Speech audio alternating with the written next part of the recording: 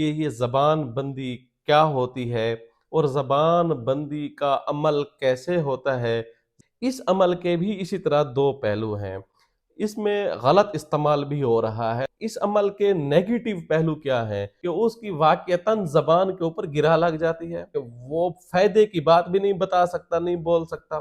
یہ رشتہ مانگنے جائیں تو ان کی زبان کے اوپر ایسی گرا لگے کہ اس کے اوپر نا کا لفظ بھی نہ آ سکے۔ زبان بندی کے جادو کی پہلی علامت یہ ہوتی ہے ہر قسم کے جادو کے توڑ، بندش کی یقینی کار اور مستند قرآنی عملیات و وظائف کے لیے ہمارے یوٹیوب چینل پیر محمد شعیب بلوچ کو سبسکرائب کریں۔ نحمدہ ونصلی علی رسولہ الکریم۔ معزز سامعین و ناظرین، السلام علیکم ورحمۃ اللہ وبرکاتہ۔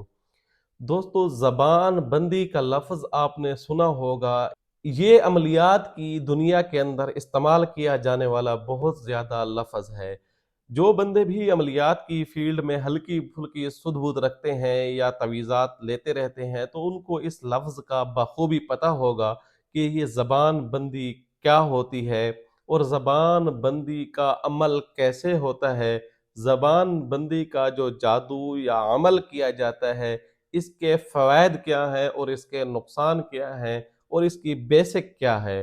اس کے اوپر الگ سے ہم نے ایک ویڈیو پہلے بنائی تھی، لیکن کوشش کر رہے ہیں کہ ہم نت نئی وہ چیزیں جو ہمارے سامنے آ رہی ہیں تو ہم کوشش کرتے ہیں اپنی پبلک تک یہ چیزیں پہنچاتے رہیں۔ یاد رکھیے گا، زبان بندی کا لفظ، یہ اس کا پہلا لفظ یاد رکھ لیں۔ زبان بندی کا مقصد یہ ہوتا ہے کسی کی زبان کو عمل کے ذریعے روک دینا، باندھ دینا۔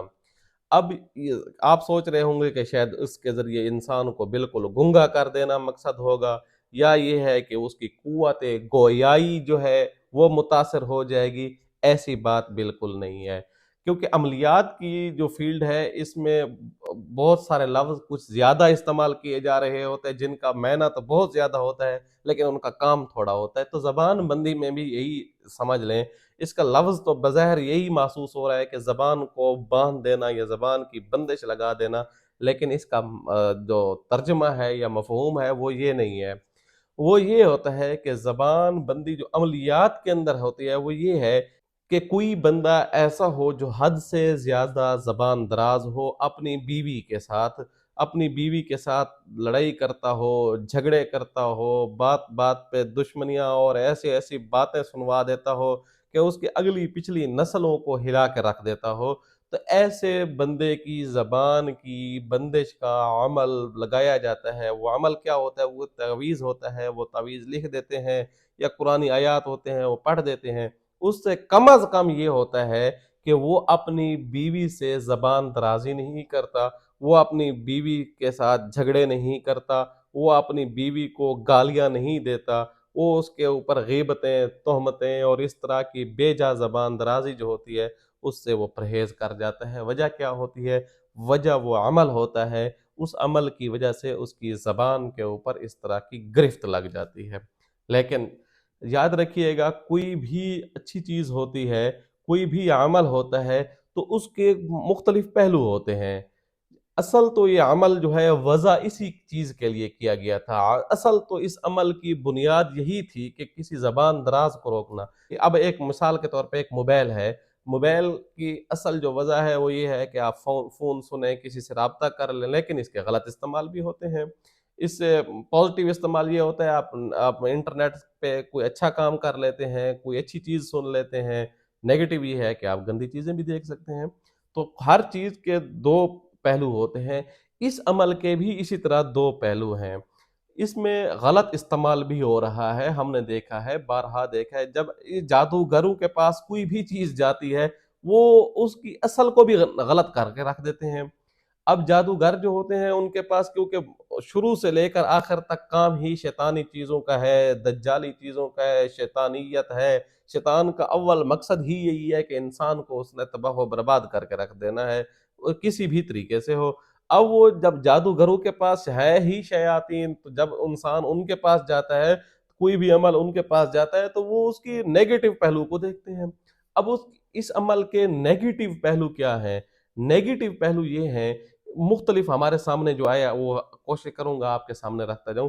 वो ये है कि बिला वजह किसी इंसान की जबान बंदी कर देना इस नीयत से कि उसकी वाकयतन जबान के ऊपर गिरा लग जाती है, वाकयतन उसके ऊपर इस तरह का अमल लग जाता है कि वो फायदे की बात भी नहीं बता सकता, नहीं बोल सकता।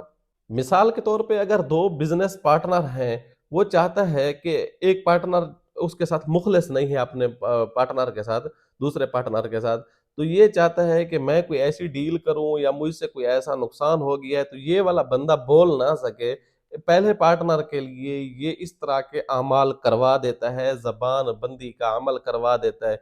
ये अव्वल तो इसको सुध बुध ही नहीं होती उस अमल की वजह से पहले पार्टनर को, अगर सुध बुध हो भी सही तो इसमें बोलने की सकत नहीं होती। ठीक इसी तरह बाज लोग मुआलिजीन जो होते हैं, जो जादूगरों की फील्ड के मुआलिजीन हैं या आमिलीन हैं या जादूगर हैं, वो क्या करते हैं इसी तरह सेम इसी तरह के काम, जैसे मिसाल के तौर पर रिश्तों के हवाले से एक लड़की पसंद आ गई, उस लड़की के लिए मोहब्बत का अमल जो करेंगे तो उसमें जबान बंदी का अमल भी लगा देंगे उसके वालिद के ऊपर, उसके भाई के ऊपर, कि ये रिश्ता मांगने जाए तो उनकी जबान के ऊपर ऐसी गिरा लगे कि उसके ऊपर ना का लफ्ज भी ना आ सके। इस तरह का भी काम हो रहे हैं जबान बंदी के अमाल में। तो जबान बंदी का जादू याद रखिएगा, जिस बंदे के ऊपर किया जाए उसके कुछ अलामात होती हैं, वो आपके सामने मैं रख देता हूँ। जबान बंदी के जादू की पहली अलामत ये होती है, उस बंदे की तबीयत के अंदर खिलवत पसंदी यानी अलहदा रहना पसंद हो, उसकी तबीयत के अंदर अलहदगी पसंद तबीयत बन जाती है। अब तबीयत दूसरी अलामत उसकी ये होती है, उसको बेजा अकेले में गुस्सा भी आता है। तीसरे नंबर पे उसकी तबीयत के अंदर उकताहट पैदा होती है। चौथे नंबर पे उसकी तबीयत के अंदर बेचैनी पैदा होती है। पांचवें नंबर पे उसको सरदर्दी भी शुरू होती है, या घुटन घुटन की कैफियत भी महसूस होती है। इन दोनों में से कोई एक हो सकती है, या सरदर्दी होती है या घुटन होती है, इस तरह की।